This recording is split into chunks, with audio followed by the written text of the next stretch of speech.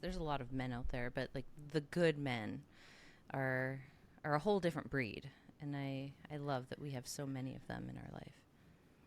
Well, if we're willing to hear the thoughts, feelings, and perspectives of our female counterparts, we might just start to integrate in a different way, you know? Yeah, maybe.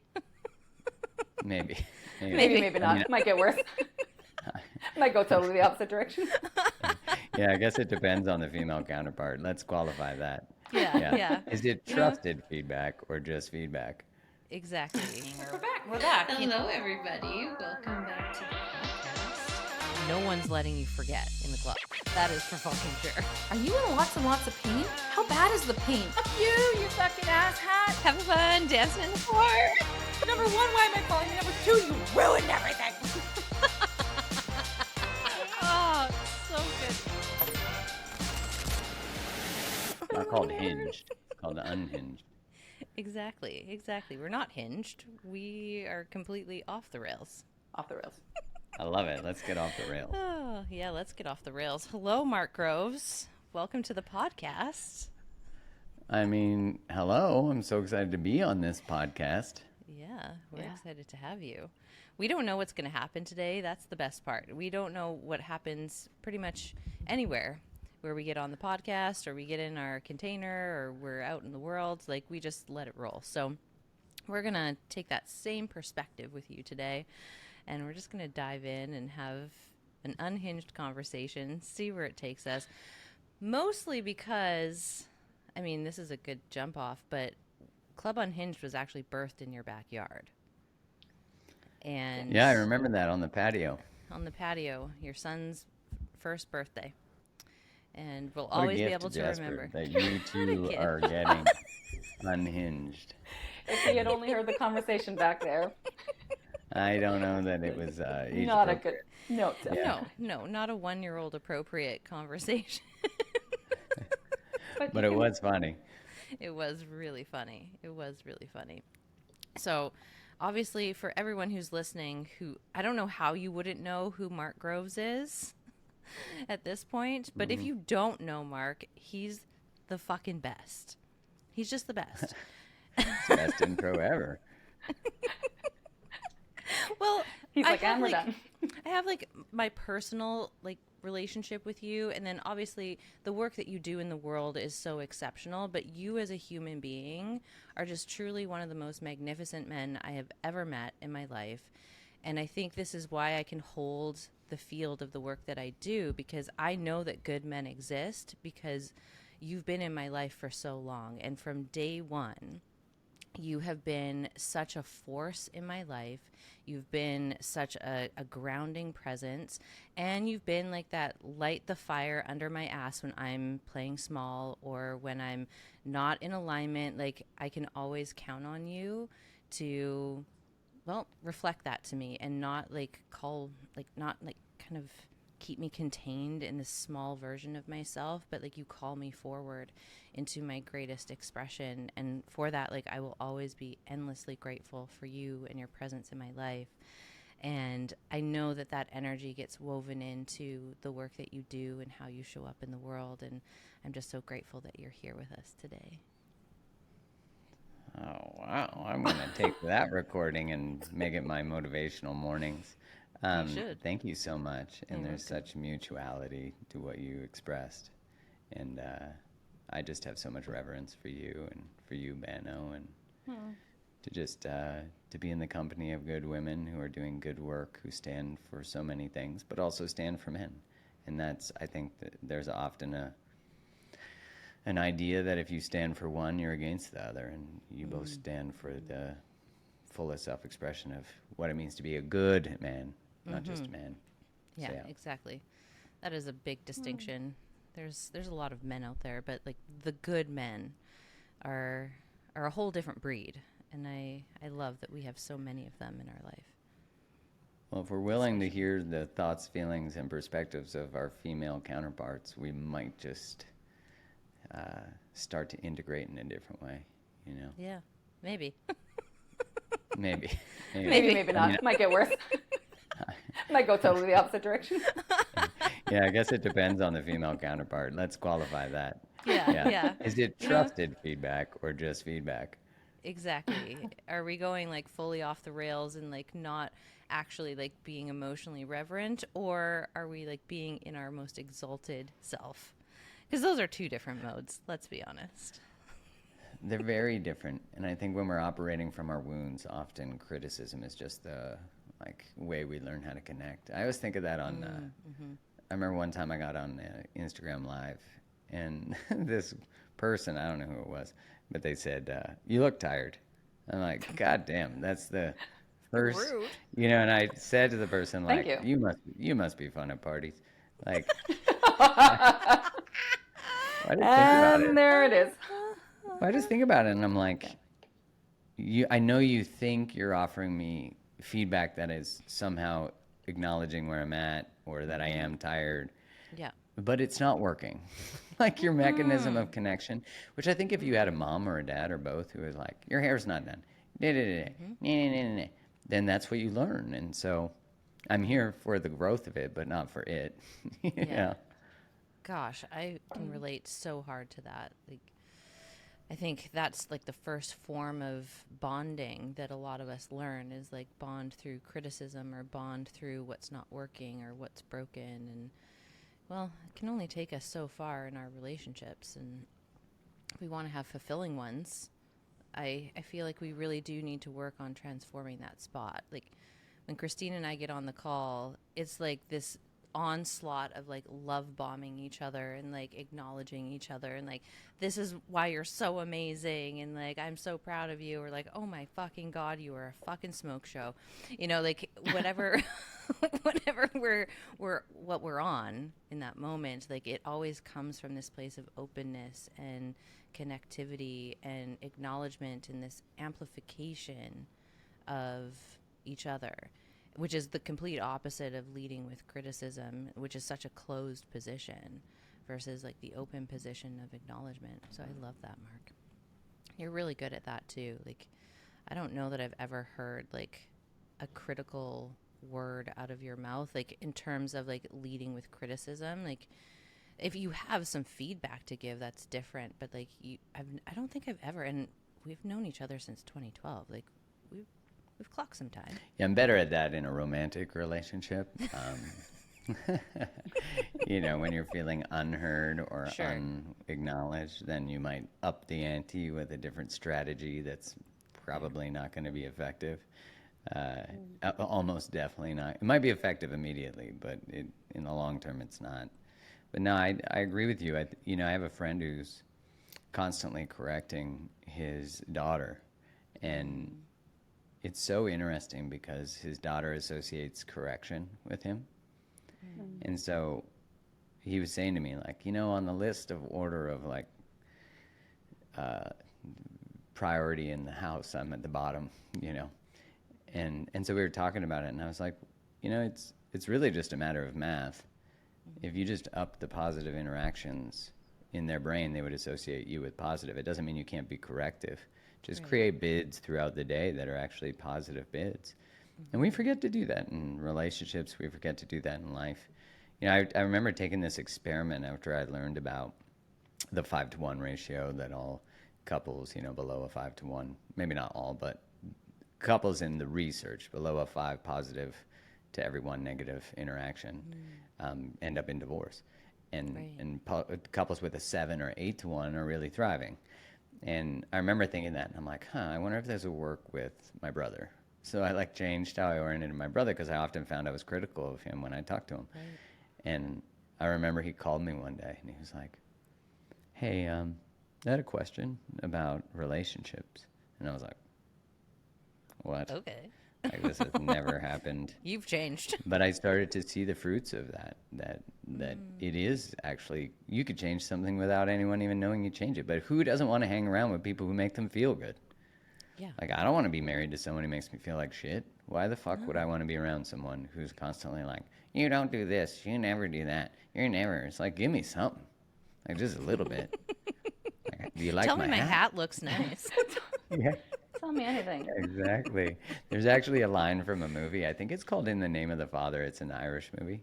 Okay. And he actually says that. Do you like my fucking hat? So I got Wow, to bring you it nailed back. that. That was I nice. love your You like Irish my accent. fucking hat. He was talking to his dad. Little Oh, Will. I just watched the Ashley Madison. I'm going to go totally fucking left here, but I know I watched the whole Ashley Madison, just what you're speaking about, the criticism. And I was watching that and I was like, holy fucking shit. That Netflix documentary, I'm like, 37 million people were on that site when it got leaked. And it just got me thinking, like, that's 37 million people who have secret desires, fantasies, desire to fuck other people or explore that. And that's 37 million people who are hiding their authentic selves. I mean, that's Right. not even other sites. That's not even other things involved. That's one fucking site. And it just got me thinking about how much shame is in that and how much people aren't communicating, and was a really big eye opener where I'm like, Jesus, like this is nuts. And just how, I think that's why Kelsey and I are really on this coming back home to yourself and authenticity and expressing it, even if it's really hard. There's like massive paradigms being shifted right now around safe communication. I know me, Kelsey, and I've had this conversation many times, but I've avoided hard conversations like the plague. Like when I did it in my business, I've done it in relationships, and the amount of fuckery and dumpster fires that has got me in by not having these conversations and speaking my truth, and like whether that's in sex, whether that's in like just relationally, and it is such an unwinding right now, because I think like Brené Brown says, like shame can only live in the dark, like when we have it in the shadows, when we're not speaking our truths. And so I think right now, if you're listening right now as well, is checking in with your life around like, where are you hiding? Like, what are you hiding and where are you hiding? And can you titrate these tiny little conversations? Can you start showing up in a tiny little way? We talk about this a lot, where it's like, it doesn't have to be 0 to 100 or 0 to 1,000. We make changes so quickly in these tiny little moments throughout the day. Like just one little, when you come up against a hard conversation, when you come up against something you're really resisting or don't want to do, it's just chewing off that tiny little micro thing, and then you start to see your life massively change, because we don't want to have 37 million fucking people wanting to bang other people because they can't tell their partner that they actually want to get fucking pissed on in the shower. I don't know. I mean, come on, like maybe that's your thing. Just be. I do that without Kai asking. Are you kidding me? You and Jasper go both for do. Jasper for sure. I was like, how come when he pees on you, it's cute, It's and if I fine. do it, Yeah. it's not at all? Rude. Kai, 'Cause you want a only have double to do pee that today? once in the shower as a joke, and then you realize whether that's funny or not, and it's usually not. I think it's funny, but I think it's funny. I think everything, you know, there's some really beautiful layers in there. One is that by not fully expressing ourselves, which I think if we just acknowledge the compassionate space that behavior comes from a beautiful place, it comes from a survival-based place, but we can also at the same time have compassion for it and be like, well, this isn't fucking working, so I need to change it. And what it really means is that we consent to create relationships and dynamics that don't invite our fullness. So if I could take responsibility for consenting to that, then now I can change it. Also, I've been thinking a lot about this. Authenticity in David Hawkins' work is the highest vibration. It's 400 times higher than love. So I've been thinking about this a lot. If in that case, then to me, and this is of course the theory that we put our writing upon in Liberated Love, that to love is to tell the truth.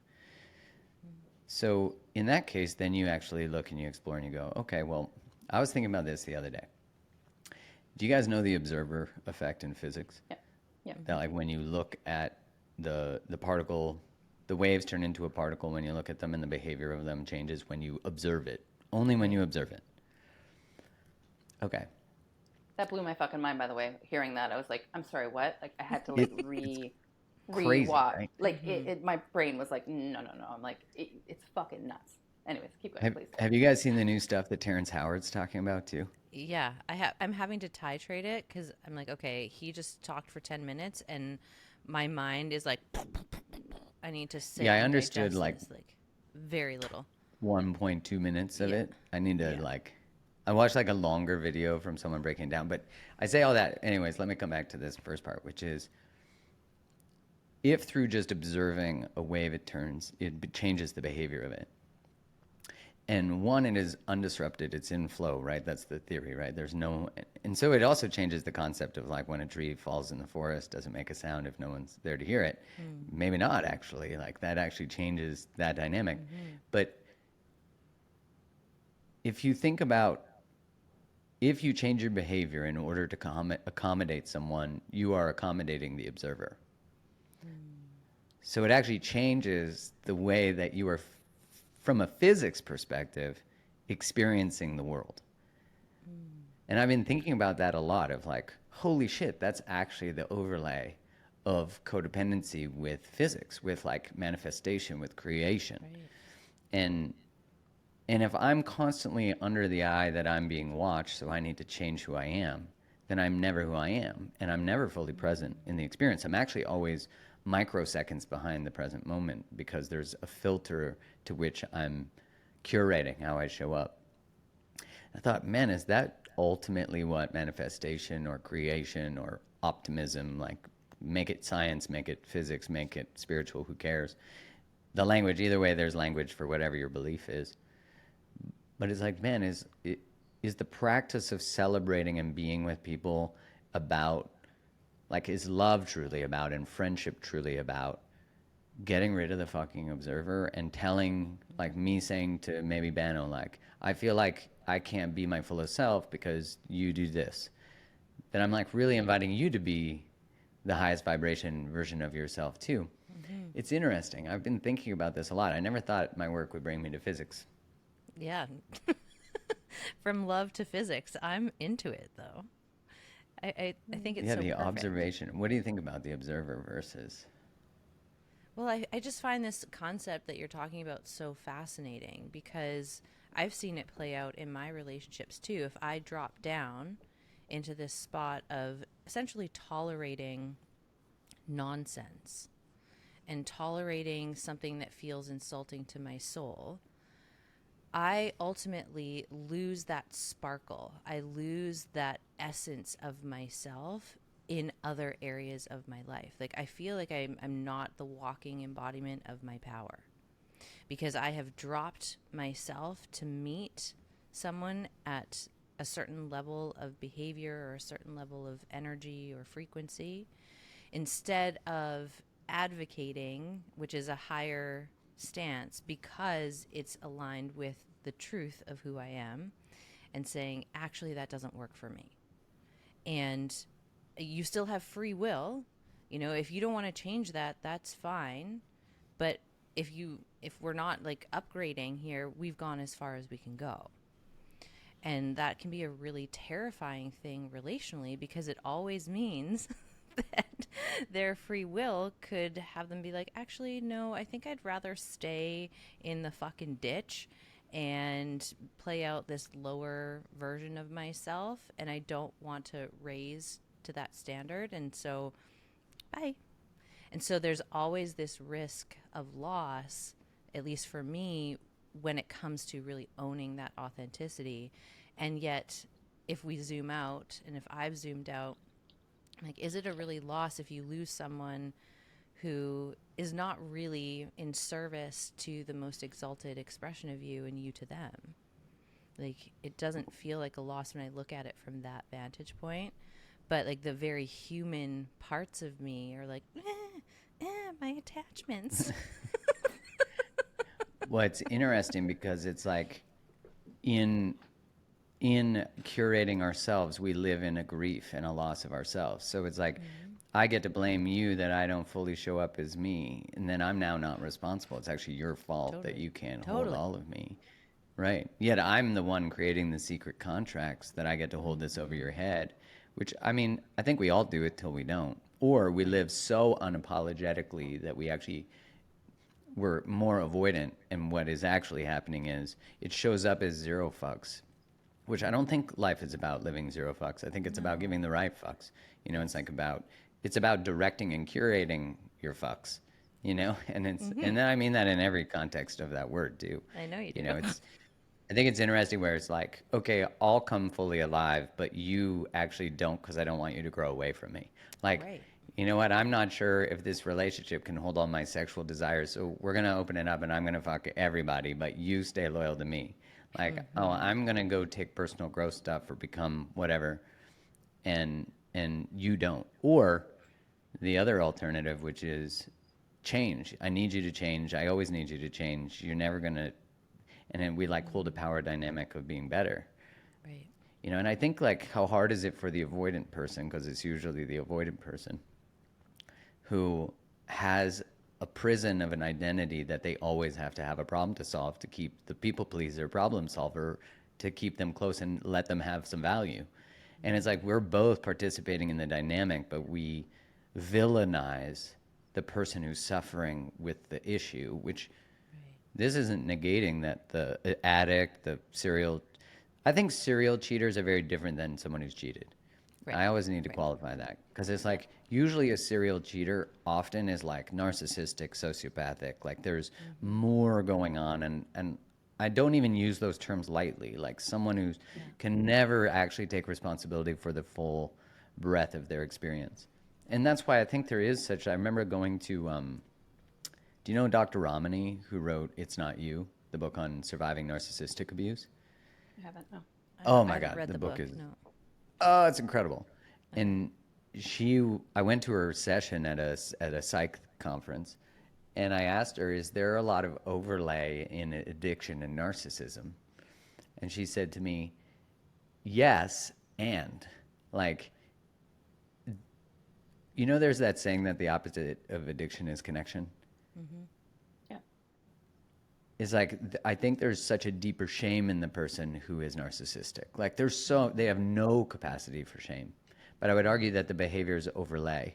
Anyways, I say all of that because it's like, when we're actually dealing with relational ruptures, with challenges in our relationships, it's like, I just think now, like, if you wrote a Tinder profile and you said, I want you to become the ultimate version of yourself, and I want me to become the ultimate version of myself, do you want to date? Who the fuck would say no to that? I don't know anyone would. I mean, if People you don't, who are looking for People who are afraid of someone's totality because they're Yeah, afraid sure. of their untapped potential themselves. yeah, But it's a great filtration process. Yeah. 100%. Could you imagine you say that on like a first date? You're like, fuck, man, I just want to use this relationship to like become the best version of myself. And the person's like, yeah. Yeah. So we're gonna I fuck don't later? think You want to so. come over or what? Yeah. Exactly. Do you want to connect? I'll tell you that I truly do want that. And then once we bang, I'll ghost you. Totally. I shall Peter the Pan out, fucking right out of here. Peter the Pan. What's a woman's version of Peter Panning? Is that a thing? I don't know. Like There's little. gotta be. There's It's gotta be. crazy cat ladying. Oh, Yeah. come on. I almost see it as like the like it? you know what? No, I don't think it's that. I think it's No, like because that's avoidant. it's very spiritual, like, but very floaty. It's sort of the like, I've It's the done the work. Coachella, like ayahuasca, like There's gonna be Yeah. some people who are like, "Meow." Well, I I've think done it's like ayahuasca. ungrounded. it's an archetype. No. It's an archetype. Yeah, the like endless search for the next spiritual yeah. solution. Yes, Yeah. and unable to like regulate. I think outside of that, like I think it's just sort of like the next thing to the next thing to the next person to the next. Yeah, and I think that just earlier what you said about people like I think the pendulum swings when we become so. I know for me at least, when I've lived my life so in the fog, so not myself, so in adaptive survival patterns, so in the codependency, I think that there is sometimes that initial swing where you're like, fuck everyone, fuck this, I don't give a fuck, and like Yeah. setting boundaries like a fucking psychopath, like not even real boundaries, they're just sort of like Walls. barbed wires around you. Come near me, I'm super open, yeah. So it's like I'll you cut go you. for, I think, yeah, oops, yeah. Yeah, come near me. Got like a fucking machine gun ready to go. It's like so open, hashtag. I won't. So I think when you swing, you find out what that feels like. And then there's sort of that balance point. And I think that's kind of where even Kelsey and I talk about a lot, is where we're finding ourselves more and more that I think when you're with somebody who's authentic and they've found sort of their sweet spot, and it is like there's always evolution, but I think there's just a sense, it's like a frequency I think you just pick up on people. There's a peace, there's sort of a calm, there's a sense of, there is an unapologetic sense to it, but it's it's not coming from, you can feel it. There's no Not walls wounding. around it. There's no wounding and walls around it. It's just like, this is who I am. It's not like this is who I am. Fucking take it or leave it. I'm not changing. It's like, I'm really open to what you have to say. There's a receptivity there, and there's an opening there, which I think is really, really beautiful. I'm seeing more of that right now, that people I think are coming. And I think that the more you have people, even like us here, who are, and so many people in the community, the more that we do this work and the more that we actually show up in our expression, like Mark, you're a great representation of this, but when you start showing up as like, the pain of living out an identity or somebody who I'm not, or an old identity of who I was, but I'm constantly growing and evolving, it's too painful. And so I think that even if it does mean people fall away, or even if it does mean that we lose some connections, they weren't real. They might not have been real anyways, or they were an energetic match for you at that time. But it's just like, we're constantly evolving. We're constantly shedding. That's why even sometimes Kelsey and I talk about how like putting work out in the world can be scary, because people can become very attached to what you're saying. And I say all the time, I'm like, what I'm saying right now, what I believe today might be really different in a week. But if I don't give myself permission to fuck up, I'm allowed to change. I'm allowed to fuck up. I'm allowed to say something that might be canceled. And I don't know, I'm never going to intentionally do that, but it might be something that's claimed like not awake a few years down the road. But if we as artists don't do that, if we don't start putting ourselves out there, we're going to miss our people and who we can help expand by us showing up as our authentic selves. And I think, Mark, you've done a really good job of that, is being like unapologetic in that, like, this is who I am, and it might look like this for a bit, and then it might shift over here, and then it might shift over here. But you're allowing people to see more of who you are, and then that's where like the right people are really magnetized to you as well, which has been really cool to watch that. Well, it's an interesting thing, because like sometimes your authentic self-expression will be polarizing, of course, to the wrong people, or the right people. You know, it's like there's opinions I see that I'm like, you know, and it doesn't mean, you know, being in Coeur d'Alene right now, there's a lot of Christians in Coeur d'Alene, and I was having a great conversation with a guy yesterday who is a Christian guy, you know, looks at life through the lens of Christianity. And he asked me if my relational teachings were through a religious lens. And he said, it's okay if they're not. I'm just curious. And I was like, well, no, they are and they aren't, in that they are just principles of life and relating and expression and pursuing purpose, which you could call Christ consciousness. So, you know, we're orienting around the same values. We just have a different way of orienting, a different way of organizing. And it was so great. We had this beautiful conversation about the coexistence of aligned values, but maybe just different paths to that. And I was like, yeah, isn't this, like, I'm not an atheist, but like, isn't it great that a Christian or a Muslim or a Jew or whatever can sit and not make their religion right, but just it's just their lens to which, and it, you know, all the biggest wars have been fought, you know, debating whose God is more correct. And I think this is true of ideology now, because ideology has become the new God. You know, there's lots of things that'll get me canceled. One, I don't think that trans women should play women's sports. That'll get me canceled. But it'll also get me, at least I'm honest, you know? And then I think what's so interesting, because I say that, I think the COVID vaccine was an abysmal failure. I think that there was massive manipulation of human psychology. I'll die on that hill, because to me, I'm like, I'm not going to leave reality. And I only give those examples because I'm sure for someone listening, they're like, holy fuck, you can't say that. I was like, actually, you can. Yes, you can. And you can. For me, I go like, well, when I look at experiences like products like that being promoted to pregnant women, or women's sports and trans women playing them, I love trans people. It doesn't matter to me what you decide to be, but I also love women. And I'm like, why are women's feelings always put last? Yeah. And I know these are conversations filled with tension. Look at J.K. Rowling. That chick's, she's getting roasted on the fire. She's getting slayed. You know, but I think what's really fascinating is like, why is it that a conversation that normally would have been a discussion, much like the pro-life, pro-choice conversation. Right. Again, let's just put all the things in the fire and blow it up. In that, really, what there is a disagreement about where life ends and life begins. Yeah. Right. Or where life starts, really. Mm-hmm. And it's like, everyone can have a seat at the table for that discussion, right? Like, why not explore the nuance of how do you accommodate people's personal self-expression, but not at the cost of other people's personal self-expression? How do you coexist in an ideology or a belief or a religion or a whatever without needing to abandon yours, just because this is what we're doing? We're not having hard conversations because we're afraid of being disliked or canceled. Like, how hard is it to self-express if you're like, this tweet from 2016 might get me canceled? Like Kevin Hart got canceled for a bit because of a tweet from like 2004 or something. Yeah. And it's like, wow, is this how, like, didn't Dr. Zeus get canceled for something? I think Dr. Zeus. And Christmas songs, like Santa Baby. I'm like, The come on, potato, man. Mr. Like, Potato Head got canceled. Oh yeah, Mr. I mean, Potato Head. this is the thing, like our level of, like throughout history, you're basically villainizing a level of consciousness, right? It's like, that is their level of, look at some of these movies, like Ace Ventura, right? Like, you know, and he's vomiting So when he's funny. seeing a trans, but like, that's what it's, at the time, everyone's like, ha ha. And then now it's like, I think, Is Ace Ventura controversial now? well, no, but like remember when like the woman turns into a man and then he's like vomiting? Do you remember that whole thing? You Like, think he sees a white package? chicks would be made now? Well, that's what I mean. Like, No. no, it like wouldn't. this is the thing, is that like at the time it's like, oh, this is funny and people are laughing.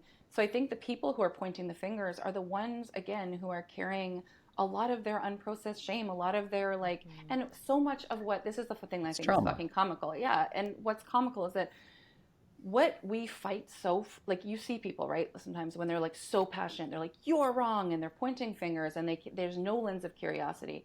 The most comical thing is that if you actually look at it, majority of what you believe is not even yours. It was passed down. It was passed down and passed Right? down. Inherited. So we're fighting where it's inherited. And like, if you look at, you know, when we're programmed, the subconscious, 0 to 7-ish, like, you're just a sponge. You don't come into the world saying, I fucking hate that, and I don't like that either, and you're stupid in this. Like, we are just little beings. We are, you know.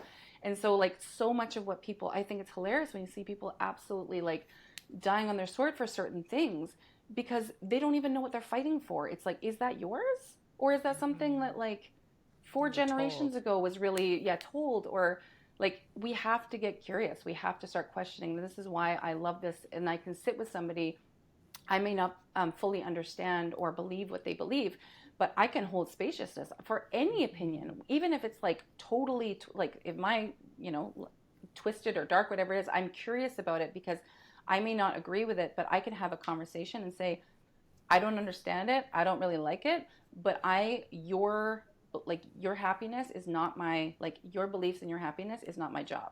So like, can we all just let people live their lives in the way that they want to, in what their beliefs are? No, absolutely not. Yeah, the answer is no. Well, no, but I mean, like, when people get on their high horse about certain things and are leaving and canceling people and shaming them and all these things, it's like, what are you fucking doing with your life? Like, or chick, like, what are, you know, like, you're on the sidelines just mocking and you over there. It's like when you're watching a hockey game. It's easy to bring the fuel to other people so that it doesn't come to you. You know, I think the people who are most militant are the ones who have the most to hide. You know, so they're like afraid that something will. It's like that guy in the Ashley Madison documentary, the Christian guy, who was like super on his Christian. He was like a Christian influencer. And the layers of lies and deception. That's what I was thinking when you were saying, it's like, imagine how many people were on Christian Mingle and Ashley Madison at the same time, you know? So and again, wild. any sort of maybe like J-Date or there's also a Data Farmer dating site, although I don't think I'll be on that one, but that's okay. No, you no. never know. There's Ma'am? a show. May I? Yeah, actually. There's a But dating show. I say all that because it's like, when did we start to believe or buy into the idea that to criticize something is to negate it? Like what I said about women's sports, that is instantly inferred that I don't like trans people. I love trans people. So it's like there's these false binaries that are created that get, now I'm seen as a right-wing nut bar. Yeah. Which I'm not a right-wing nut bar, but that's the only option because everything that is not aligned with buying into a certain perspective is instantly. That's why people are so afraid to actually speak what they feel. Like in Canada, you saw this massive support for the truck convoy, but then you saw the news call them racists, even though a lot of them were Sikh truck drivers are Sikh, and lots of people of color. And I saw that occur in real time, and how people were like excited for someone fighting for rights, and then all of a sudden, I don't want to be that, which is a brilliant strategy by government. Themselves. But I say all that because it's like, this is how easy it is to derail someone. You just call them a trope. And then that, they're too afraid to actually be seen as that, so they don't know how to stand in a belief. This is why I think it's great for healing collective codependency. It's actually, we've never seen more people ask questions. We've never seen more people experience. People have experienced the real suffering of propaganda. They've experienced the real suffering of division. And we're Canadian. I can say in my experience, Canada has never been more divided. Canada has never had more like almost like tension between people that was created by government. And I say all that because like the healing of that is not voting for someone else, although that can be some solution. It's actually for us to be able to heal the divisions within ourselves. For, as you said, Benno, it's like, what beliefs are yours? Why are we rigid? Like, you've been captured by an ideology when you're enraged. And I say that having been enraged, because when I heard that, I was like, oh, I'm captured by an ideology. I remember thinking that, oh, I'm captured.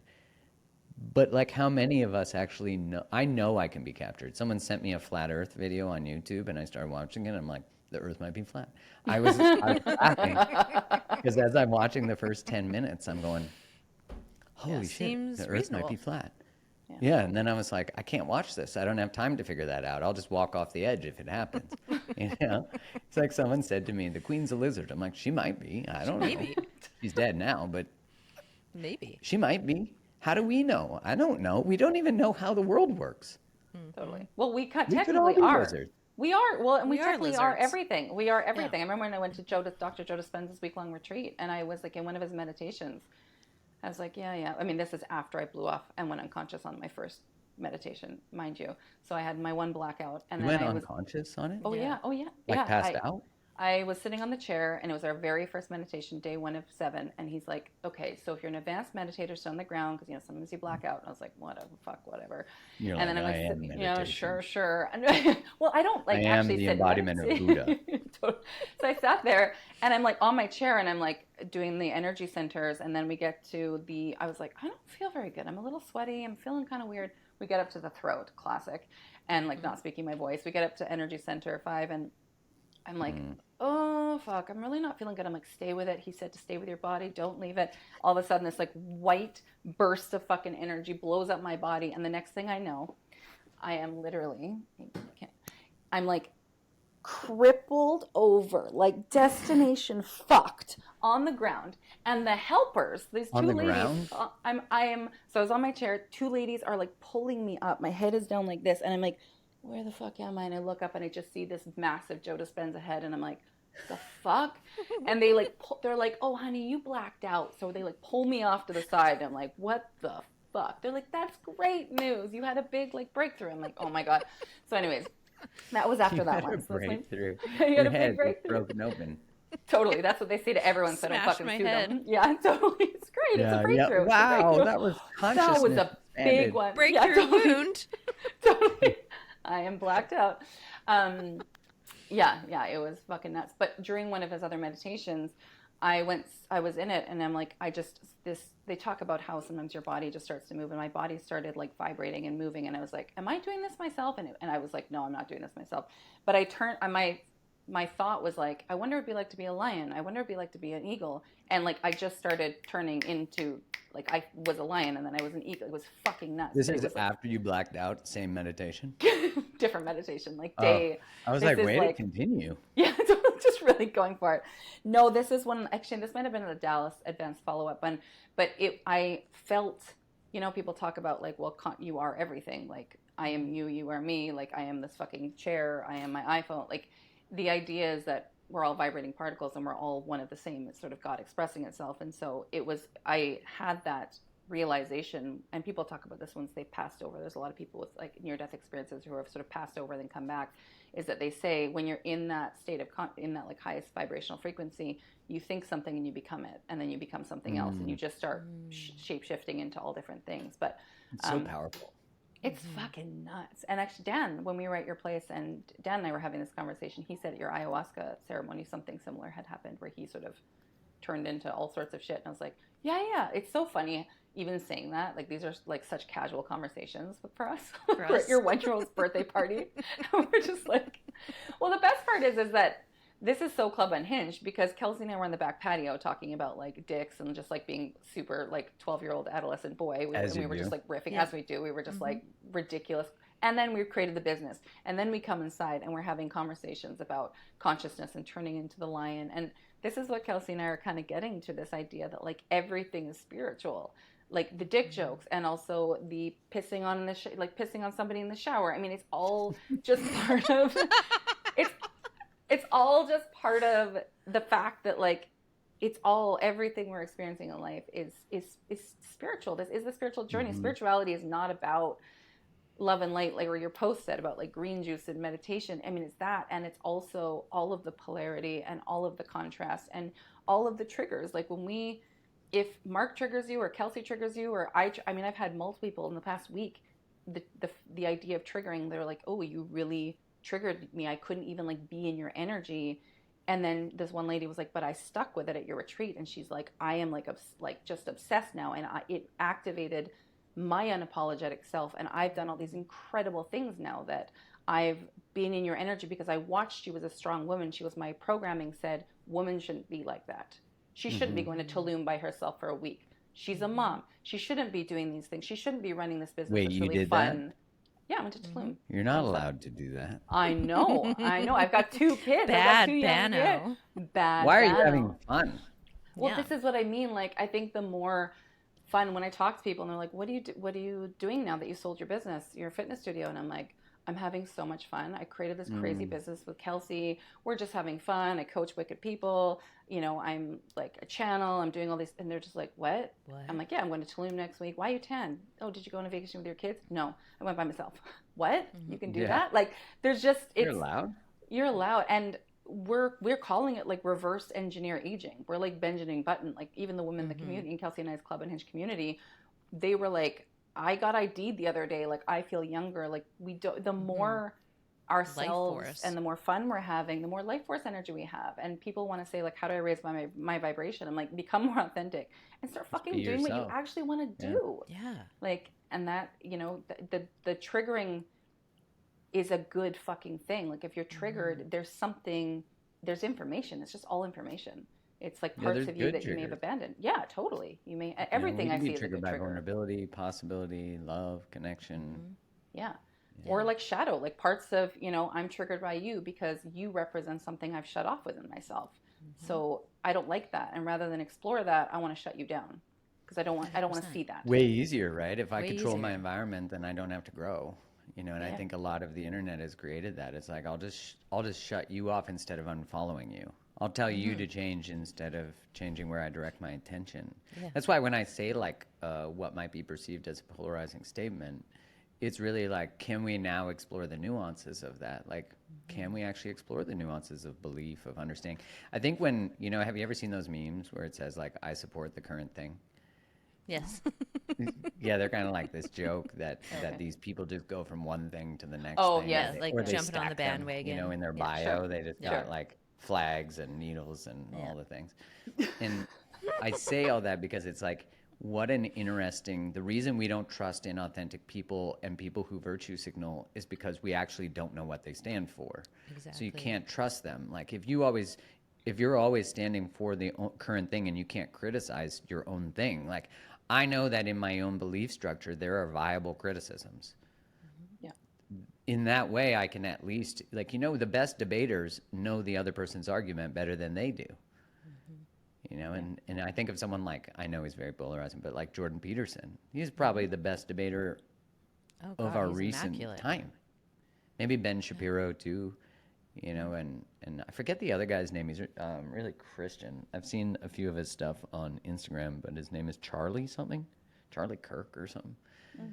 But he goes to colleges and he just sets up a microphone and a tent and he just says, challenge me. And so, Oh my God, I love this though. Like this is he's a what great expands, debater. This expands the universe. Tough conversations and people Like, it's so fucking cool to watch that, though, and to see other people's. And I think when you have a grounded, open approach, you can see that and, like, be like, yeah, that's a great fucking point, or even that's a great, like, you can just ping pong and be observant of that. Well, healthy societies are honor facts over feelings. Healthy relationships honor truth over feelings. You know, because, like, if you're not going to tell me something because you're afraid of how I'll respond, then our relationship is not productive. Yeah, it's not rooted in truth. It's now become a place where you have to play small and I have to play small, and I might not even have a choice in it. Although my reactivity could be the thing that controls that. Sure. Yeah. I mean, something that you taught me, this was forever ago, Mark, was the phrase, like, I can see some truth in that. And it has been such a game changer in my life and in my relationships, because if someone brings a perspective to me that maybe conflicts with my identity, but I have that openness, I have that curiosity where I'm like, can I, like, just consider what was just said? And can I see the thread of truth in there? There could be a ton of distortion. There could be a ton of projection, but there also is always going to be a thread of truth in it. And, like, it's my job to, like, look for the thread of truth and find where that connects. Whether that's, like, a version of me that was 15 years ago, and maybe there's just a little tendril of that that's come through, and, like, my, you know, upset 15-year-old got triggered, and, like, I, you know, gave a look. It might not even been, like, a phrase that I said or an action that I took, but it might have been just the way that I looked at someone that represents exactly the feedback that they just gave me. And if I can say, like, I can see some truth in that, all of a sudden we're in this space of exploring the nuance versus, like, being in the more dogmatic position of good, bad, right, wrong, very, like, linear thinking, but also very black and white thinking. And I've noticed, especially in my clients, but, like, especially these last 4 years existing on this planet, like, how many people are stuck in that cognitive distortion of black and white thinking. It's this or that. Mm-hmm. There's no middle ground. There's no nuance. And knowing what I know about relational trauma, I'm like, well, we can hold nuance when we've cleared out our system. Like, when I have tended to the wounds in my system, when I've done relational repair, I'm able to hold nuance. But when I'm so tightly wound and I'm so full of shit and all of these wounds, I can't actually hold a more expansive perspective, and I have to cling to the righteousness of my position.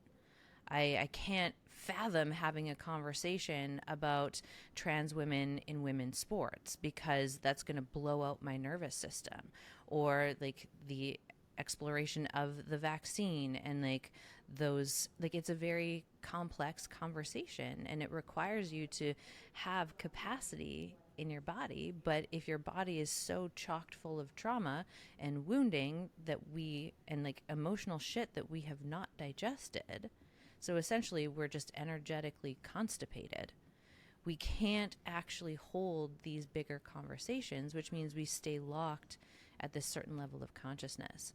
And people, you can see it.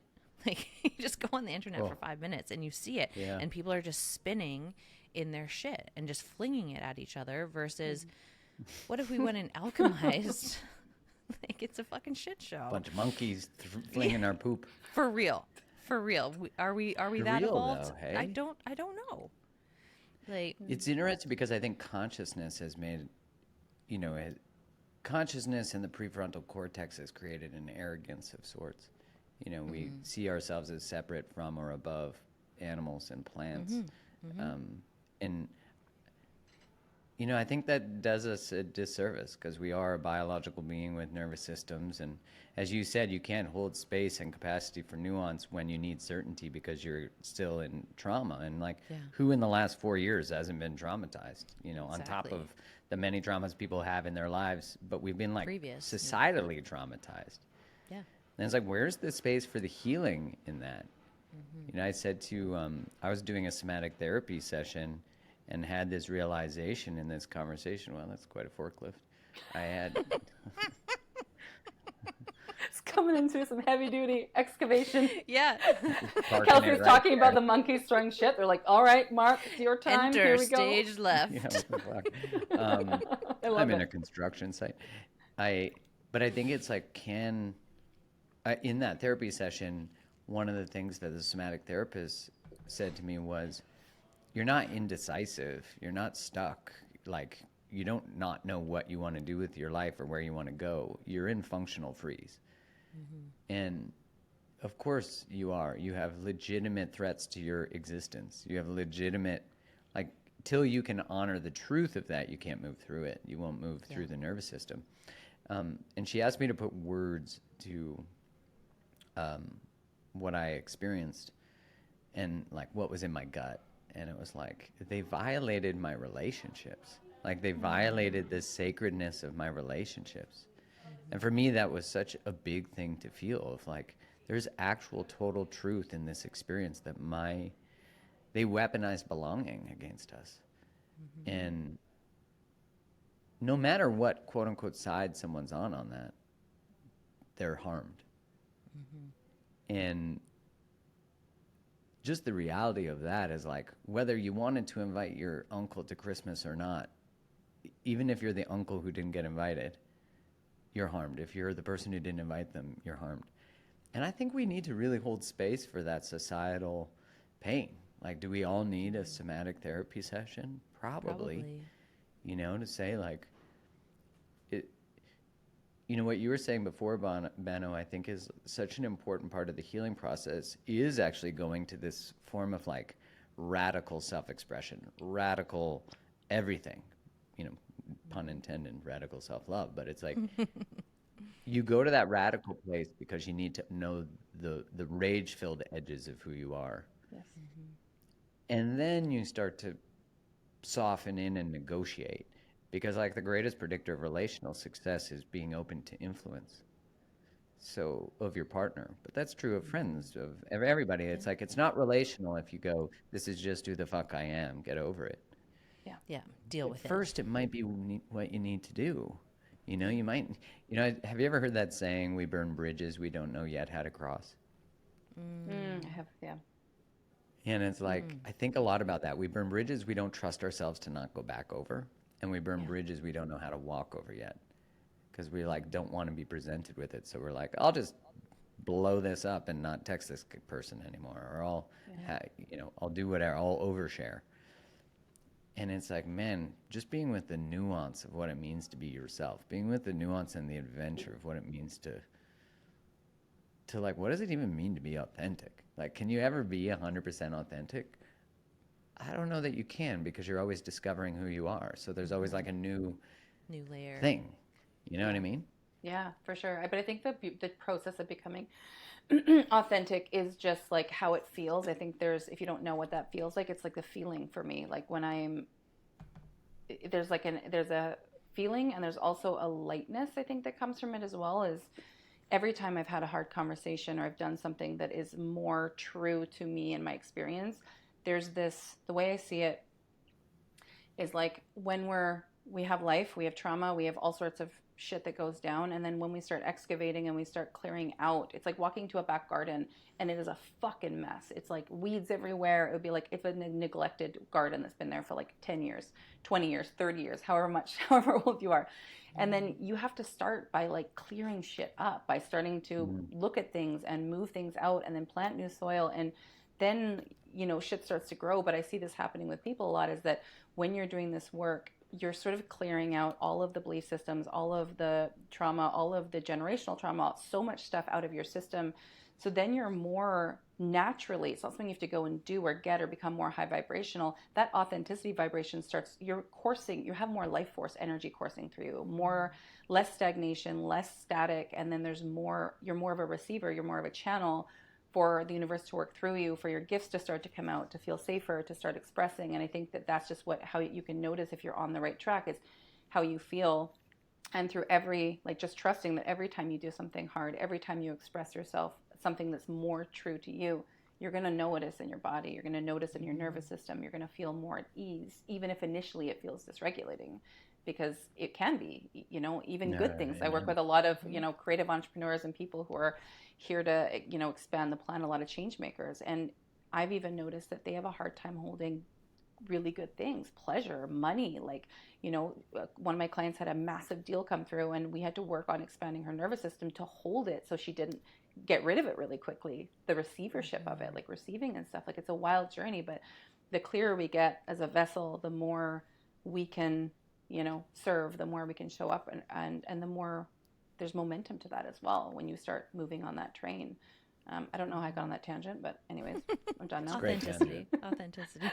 My TED Talk's done. Authenticity. But It's so true. It's so true. And it's very similar in my body, like kind of distinguishing like where I'm either in my authentic pocket or I'm not.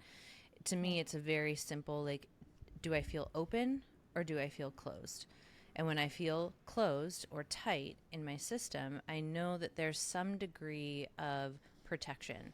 There's some degree of, you know, old shit that's kind of getting in the way of me being in my most open expression. And then the times where I'm going through my day, like really open and it's just flowing, I know that that's the most authentic expression for me in that moment. And through that openness, I might discover a new layer of me. And that's been happening, I mean, ever since I stepped onto this path, but like it's been supercharged ever since we started Club Unhinged. And like it's just happening at supersonic speed. Yeah. Yeah.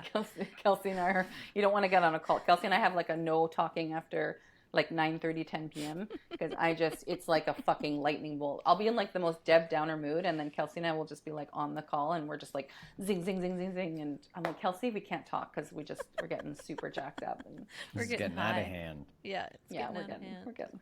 Yeah. That's so beautiful, though, to have. I mean, that's why all change and transformation, truly you can change, yes, on your own.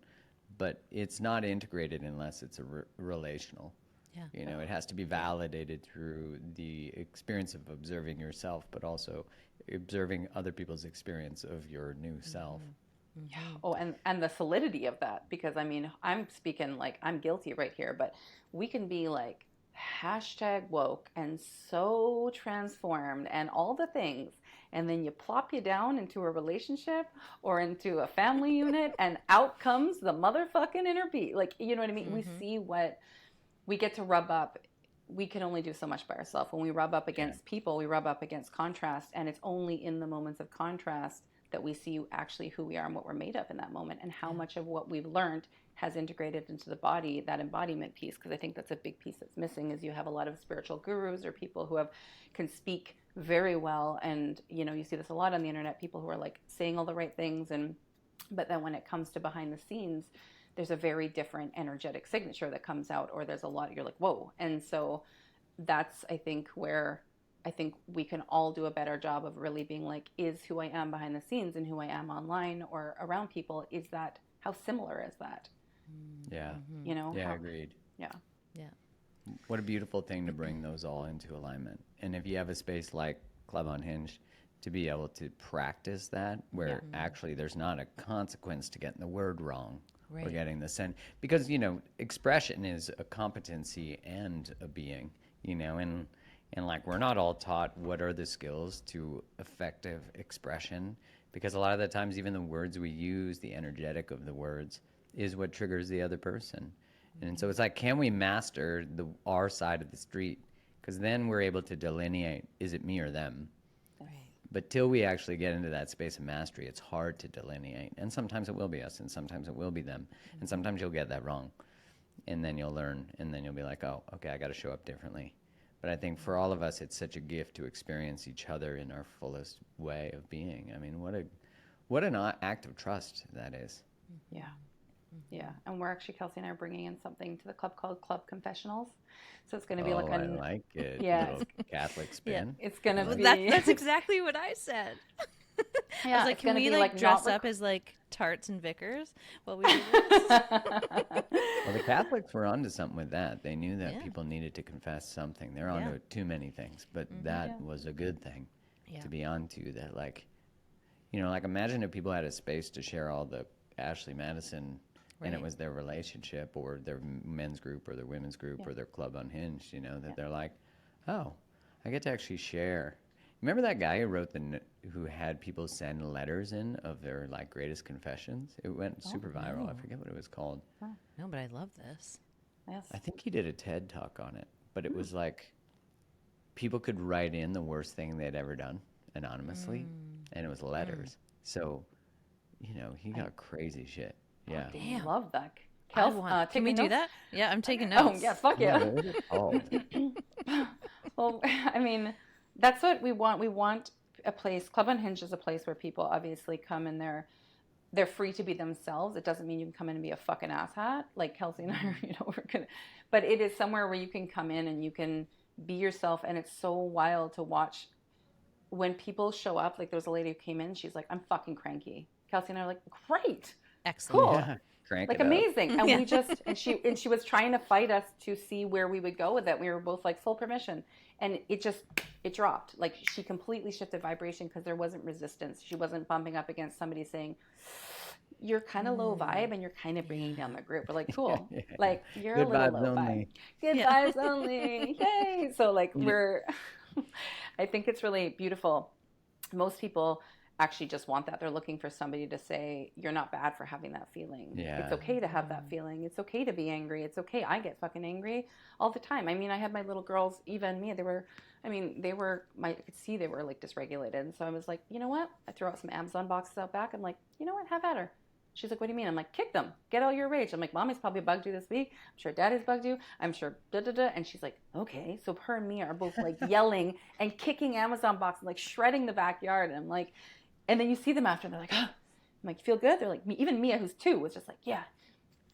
And then we go inside. And we've had screaming in the car where we'll take turns screaming. Like, it's just making That's it so fun. fun. Yeah, it's just like making it fun. Like, because I'm like, mommy so needs to do fun. it. So I want to show you that these more and more, I'm not a perfect mother, but all of these things, the more I can give them permission to not be afraid of their anger or to be afraid of this thing, it's like there's so much permission there. So I think even when you see grown humans being given that permission as well, there's something that just clicks, and all of a sudden you can see it alchemize in like real time. It's really cool. Yeah, I remember hearing Carolyn Mason, her new book, The Power of Holy Language. The Audible is a workshop she did on it.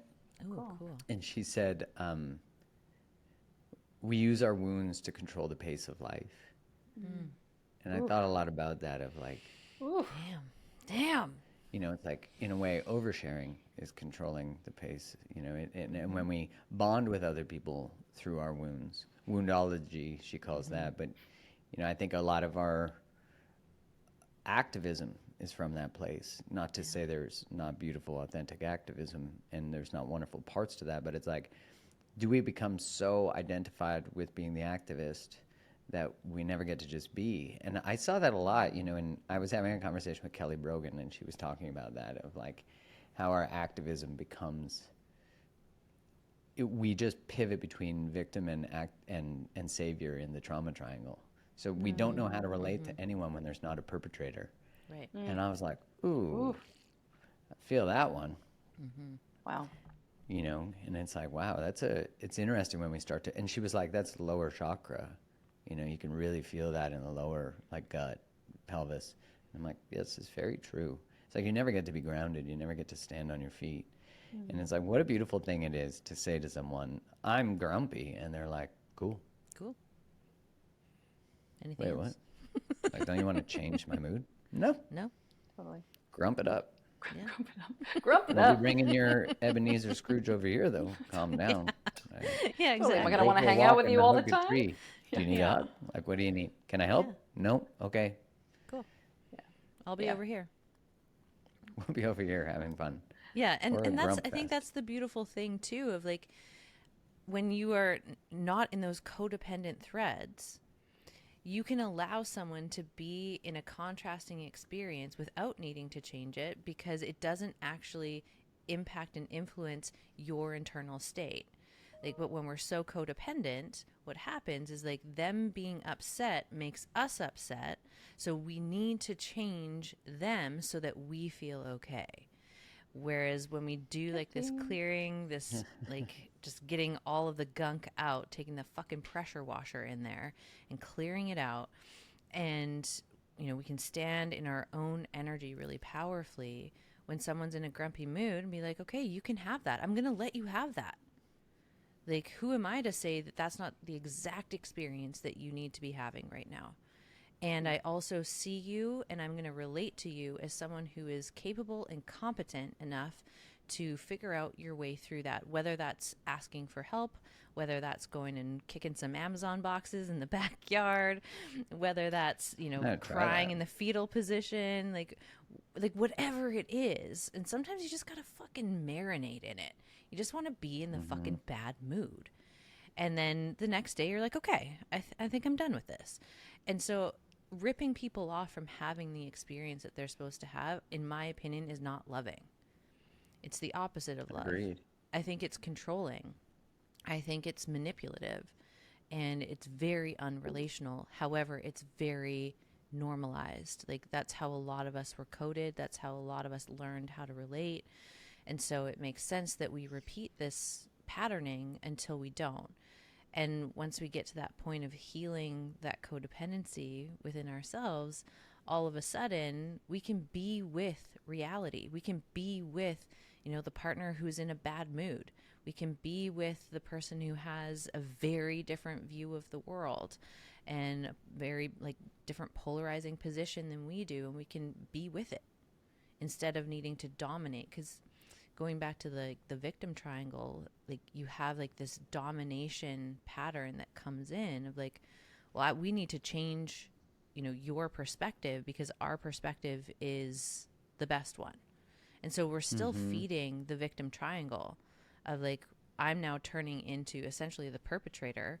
And when I try and dominate you into submission to believe what I believe. And so we're going to keep going around the victim triangle, and we get locked up there.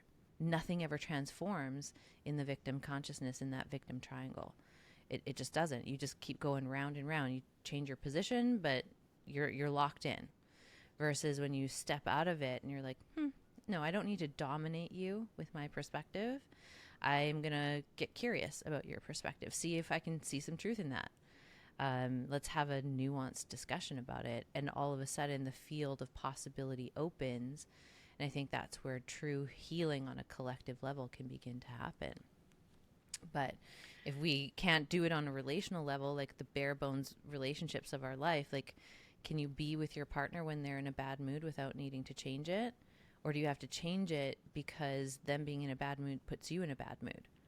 So how are we supposed to change these bigger problems on a macro level when on the micro level we still aren't in our autonomous energy? We're still being so hyper influenced by someone's very whimsical changing emotions, right? It's fucking wild. Yeah, I think so much of it comes down to safety. I know for me, because as you guys were talking about codependency, I think we all have had our hands raised to that. But it's I think I just wrote a book on it. Yeah, Mark. Mark doesn't really know a lot about it. Mark doesn't really know a lot about it. He's probably the least educated one here. So what I would just sorry, I just meant I'm probably the most recovered codependent. Mark is one of the recovered codependent, but I know for myself the safety piece, because the more I learn about it, just and Mark, I'd love you to speak this, but just the growing up in a home where watching a parent be emotionally sort of up and down and hot and cold, and it's you learn to read people very quickly, and as a child you need that person to be a certain way because your safety is involved. I need my parent to be okay, so how do I manipulate myself to make sure that they're in a good mood, or change things so that I can then feel safe? And I think the thing is that we're just adults. A lot of us are adults in those very similar relational patterns, just unknowingly recreating that, looking for a sense of safety from somebody, that we actually need to upgrade our body's present moment to be hey, we're actually in the present moment, and we're actually an adult, and we actually don't need this person for safety. We are creating more internal safety in ourselves. Nice. Yeah, I totally agree. I mean, I think, sorry, I wasn't saying it because I'm like, oh, I know more, I wrote a book. I was saying I wrote a book because it's a confessional that I am very codependent. I know. If you did, I'd be like, yeah, you do. You're immaculate. No, I was meaning like, oh yeah, I've definitely done it. And yeah, there is something so sacred about honoring that the reason we have a hard time with emotional dysregulation, it makes us highly attuned, and I think that's where coaches or therapists or doctors or interventionalists, where their work fails to become complete, if that word, and I don't mean that hierarchically, but it's where what made them have a superpower of attunement is a wound, and so it doesn't become a superpower till it's decoupled from survival, till it's decoupled from self-worth. And that's why I think codependency just goes so many, like the layers of self-abandonment and self-censorship, or identifying as being a problem, because that's the other side of it, is these layers just keep amplifying. It's like what's in the micro is in the macro, as above, so below, in all the concepts of like a spiritual experience, a human having a spiritual experience. And if I can't self-express on the internet, I won't be able to fully self-express in my romantic relationship. It doesn't mean we can't be discerning about where to have that conversation. But it also is like, wow, if I had to survive by being attuned, then what a beautiful thing that a mood throws me off and I don't know how to exist with a dysregulated mood or person. That's the work. That's the gym. And then we're like, well, I just won't go in relationships anymore, and then I won't have to deal with it anymore. And then Good they're luck. like, well, welcome to the internet, because that'll fuck you up. Life is relationships. Like, you can't escape them, even if you're not doing romantic ones. Like, everything's relationship. You can't hide. You can't hide. Yeah, that's what people say. They're like, I'll just be fine. And I'm like, you know that's going to show up in your business, right? They're like, no, it's unrelated. I'm like, no, it's No, not. it's gonna not. show up. Oh, there it is. There it is. You. Yeah, totally. Mark, we have a few rapid fire questions for you. You up for that? Let's go. Okay. Ma'am? Ma'am? Your assistant's probably like, do you have any questions that we can prepare him for? Nope. Nothing. Don't worry, they're not too crazy. Okay. Question number 1. What are the top 3 lessons you've learned along your journey? And I'm specifically keeping it slightly vague, but like, what are the top 3 that come to however your you mind? want. Sensitivity is a superpower.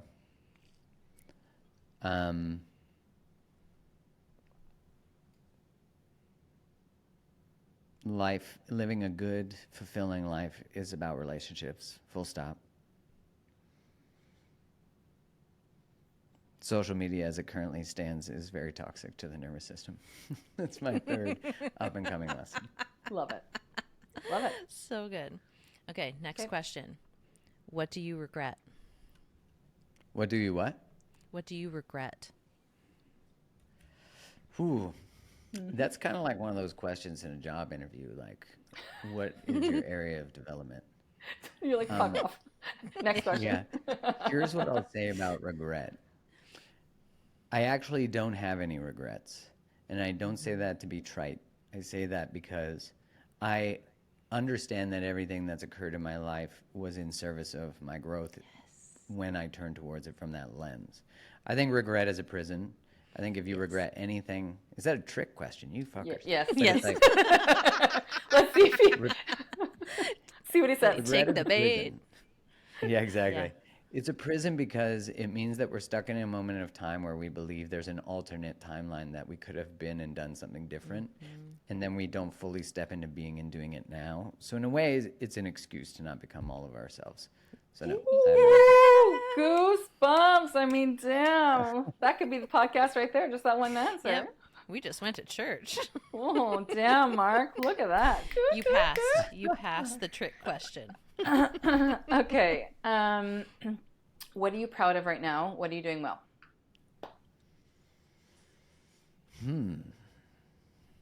Well, I'm proud of being a father. That's probably the thing that I find the most pride from, because it's just such an incredible experience from an accountability perspective, it like raises a whole new level of accountability in that it's like, what am I teaching my son through words, but are those words attached to truth and action? So it's like, what am I teaching him verbally and non-verbally? And that's raised the bar in terms of what am I accountable to in terms of my own awareness and my integrity. Because I'm going to raise an integrous son, and that means I have to be fully embodied in that. And I'd say that how that extends to my work life is that I'm very proud of the willingness to say goodbye to what I know works in order to dance in the mystery of what I have no idea what will be. Oh, more goosebumps. I mean, your son is a fucking powerhouse. I mean, the energy of it's just like you're around him and he's just got this, like, the eyes, he just has this look and you're like, oh shit. Oh, and he it knows feels like some he knows some shit. And I think, Mark,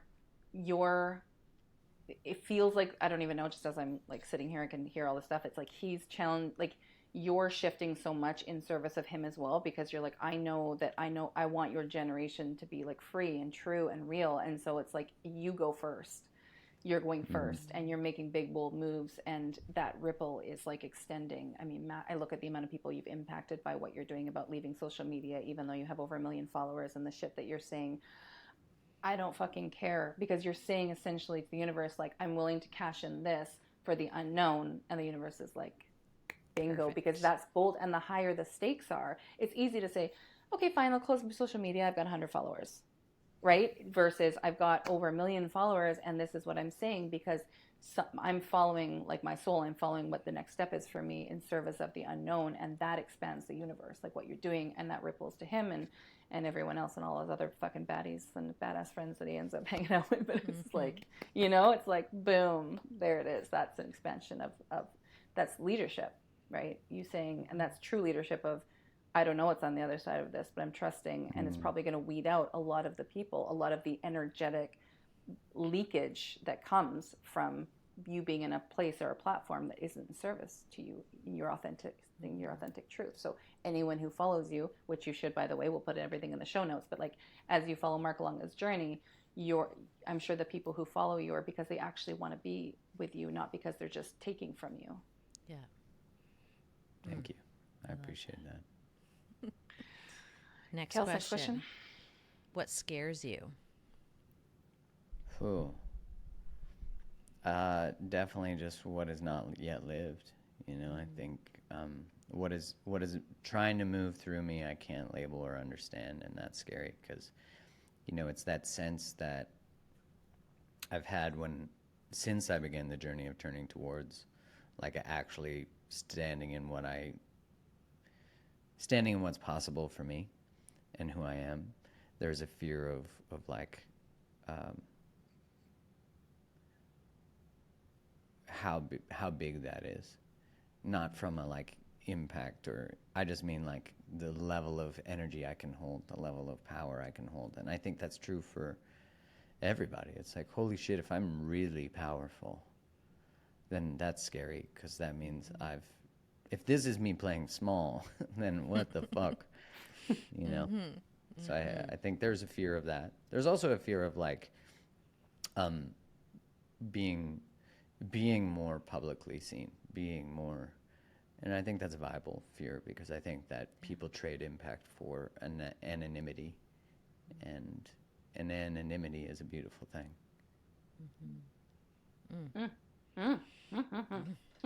Obsessed. Okay, next question.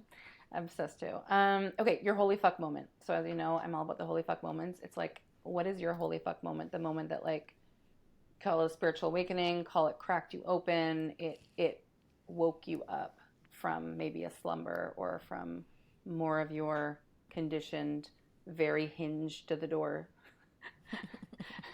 state. Well, do you have? I'd say the holy fuck moment for me was meeting a moment I'd always been taught to want, and then when I got there, I didn't want it, and that didn't make any sense to me, and that was being engaged in my first, when I was engaged the first time. Second time I pulled the trigger because I got engaged Yeah, you with did. deeper intention and deeper presence. But, and truly that led to the real awareness was when I was reading Man's Search for Meaning from Viktor Frankl. And I thought, oh, maybe I'm actually here for something. I never thought of that before. Oof. Keep getting That goosebumps. book. My whole body like, whoosh. Like, if there is one book that forever changed the course of my life, it is Man's Search for Meaning. It is the most So profound. extraordinary book I have ever read. Like, no other book has ever come close. Like, it's immaculate. Agreed. Yeah. Sales spike after podcast. Yeah. Amazon affiliate link. And the also other book that totally changed was Liberated Love. Just throwing Exactly. that out there as well. Yeah. Okay. Yeah, I didn't want to. Very I mean, close that, second. Pretty those good. two are Very very, close second. very, very Yeah. close. Okay. Next question. Next question. What is a random fact or a quirk about you? Huh. A random fact or quirk. I mean, I don't think, unless you've attended a live event of mine or you listen to my podcast, there's often not a knowing that I'm like perverse. When I say perverse, I'm not a pervert. That's different. I should have used a different word there. I have a sense of humor that is not Yes. for everybody. And it's moderately offside sometimes. It's my favorite part about you, actually. But I really believe in the power of levity, to like dance in the dark and then be brought out by the light and then back in the dark. It increases our capacity to hold pain when we can laugh at our pain, and not in a like, ha ha ha, like evil laugh, but like, how fucking crazy is it that I stayed too long? Holy fucking shit. Like, and you could go so many good places with that joke. You really can. Oh, you really You can. really can. And then my mom asked me if we were going to have a kid. And I was like, you know what you're asking me to do? And she was like, what? And I was like, well, you're asking me to linger. And she was like, linger? Oh! It was pretty funny. And she hangs Oh, up on me. yeah, your mom. Oh my God, that's so immaculate. So good. Okay, next question. Guilty pleasure. Come on, share the goods. Oh, guilty pleasure. I mean, I love me a good rom-com. I really do. I got time to myself at night, no work to do, no wife and child. I put me on a good... I mean, that and Ted Lasso, because you can't go wrong with Ted Lasso. But one of my favorite shows was New Girl. Oh, yeah. It's just so funny. Schmidt. So funny. But I just watched this movie, I think it's called The Idea of You, and it's Anne Hathaway. It's on Prime. Oh, yeah, that one was good. It's really good. She falls in love with a 24-year-old musician, Yeah. and she's 40. It's really Yeah. good. Treat It's so yourself. good. Yeah. I watched that exactly. after our Club Unhinged weekend bender. That's what I watched as my recovery. It's so good, isn't it? Yeah, it's really good. And the band that they like create for this movie, because there was such a huge hype in the movie, has now become an actual band out in the world, and they're touring. And it's so fucking cool. It's really good. Oh my God. It's immaculate. Okay, we've got one more question for you. What's the biggest belief you've had to unhinge yourself from? That I'm right. Ooh. And I say that because it's like there's so many things I've wanted to be certain about because it was safer. And then I get trapped in the same ideological bubble that I'm fighting against, And I think that just transcends everything, because then now you're like, okay, I'm a student of everything in life then. Like, even my beliefs about love, my beliefs about relationship. What happens if I'm not right? And I think that just makes us more open to everything. And yeah, so I think that I'm right. I'm good at being right. So to let go of the belief I'm right is, yeah. There's a few things though that I'm like, definitely right about that, but I'm open to the feedback of a possible difference. I'm 100% right. You're wrong, but I'm totally open. I'm super Yeah, super open. it's So, Yeah. yeah. I'm 100% certain that this is true, but I'm open to hear your argument. That is true, though. It's like, Yeah. on a literal level, I really dislike Brussels sprouts, but I have them every time they're present to see if I'll be disproven. And I have been pleasantly surprised, That's another random which I fact. never great. thought cabbage would be the gateway to my flexibility and other beliefs. Consciousness? But My gateway to consciousness is cabbage. Cabbage consciousness. Brussels sprouts. Brussels. That's the name of the podcast, From Cabbage to Consciousness.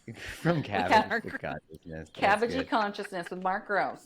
That's really good. That's funny. Oh, that's so good. Oh shit. Okay, so one more, Mark, tell one more us- question, Mark. oh, One more question. we did. Dinosaur or great white shark? Go.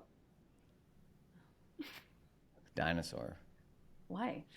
Way more diversity of dinosaurs. Fine. And a dinosaur could eat a great white shark in no problem. Oh yeah, Jurassic Park 2 or 3? Megalodon? Come Yeah, on, yeah, okay. Megalodon? Maybe that was a better Megalodon question. pooped great white sharks. Yeah, true. Fine. I'm not even sure if it's real, but my friend's son was like, "Do you know about Megalodon?" And I'm like, "No." He's like, "He just kills and eats everything." I'm like, "Wow, I'm not sure what you're watching, but you need to calm down." You need some age restrictions on the shows, bro. Oh, shit. that's great. That's great. Okay, Mark, tell everyone where they can find you. Like, what are you up to? Where are you going? You can find me at Mark Groves Podcast. Yes. You can find me at markgroves.com. Yes. And I will be launching a challenge for July, which is about, and it's going to be in my membership and community, which is about living a month in full alignment. So I'll be teaching the principles of what it means to live an aligned life. Because what I realized through my relationship work is that no matter what brings you to openness and curiosity, and it's often relational, I just think, because those are the most frequent touch points of our life, it always comes back to ourselves. So it's like, as Abraham Hicks would say, it's about getting you right with you. And we've been talking about this, like, is there a delineation between who you know yourself to be and who you're being? And there's a really beautiful quote from Ram Dass where he says, "I hope I live with the integrity that the truth that lives within me is the same as the truth that lives outside of me. And when that's not true, I send a message of both love and fear." And so I think about riding that line and honoring the fear, but also being like, you know what? That's not what I want to stand for. So we're going to be doing a 1-month challenge, and you can find all that at markgroves.com. Excellent. I want to join the challenge. That sounds I fun. know. That's my Kelsey, birthday thank you. month. Let's do it. Yeah. let's So do fun. Not fucking around. Yeah. Well, if you need some authentic people in your to do any fun little workshop juji's, Kelsey and I can lead a real ring dinger for you. Yeah, I have no doubt about that. It'll be the unhinged, authentic Yeah. session. Look, we're having Let's an jam unhinged on that. day. Yeah, Yeah. we're going to jam on it. We'll do an unhinged day where it'll just really get them off the rails, and then they'll be even looser. They'll give them a little massage. Exactly. So good. Yeah. Oh, Mark, thank you so much for being here with us today and being our first guest on the podcast, too. Like, it was a So no-brainer for us to have you be the first one, just given who you are in the world, but also Club Unhinged wouldn't exist without you, because if we hadn't have been at your house with the group I didn't of have sex people- with Kylie. Exactly. Linger. And We wouldn't have linger. Jasper, and you wouldn't have been there. We wouldn't have been there. And like all divine. It's all divine. It's all divine. And we're just so eternally grateful for you personally and professionally and for who you are out in the world. I'm just so proud to call you my friend and my brother. And I just love you so, so deeply. Thank you for being here today. I love you guys both so much. Thanks for having me. You've been both such integral parts of my journey. All I can really say is, ladies, Oh my it's been god. an honor. Oh wow. Yeah. It's been an honor and a privilege. You're Yeah, really I taking mean- the cowboy persona I'm on. liking I'm into it. I'm really I into like it. I'm totally. You know what? I'm gonna go into that farming website. Maybe I'm gonna start dating some cowboys. Yeah, there we go. Christine's on the Yeah, next yeah. series of Farming for Love. Yeah, banging on hay bales. Yeah. That'll be the Season Totally. 3 featuring Christine Bano. Psychic exactly. woman goes to farm, starts channeling with the animals. Let's go play with the pigs, you guys. Totally. Totally. so good. Well, I love you guys. Thank you for I having love me. Love you. Mark's like, I gotta fucking Thank you. go. I'm done. Get out of here. I'm done with you guys' fucking questions. All in all, we want to say thank you for being here. We love and appreciate you so much. And if you liked today, give us a 5-star rating. And we'll see you next week. Share it. If you know somebody who needs this in their life, share this shit. Abundance goes round and round. We love you. We love you. Bye.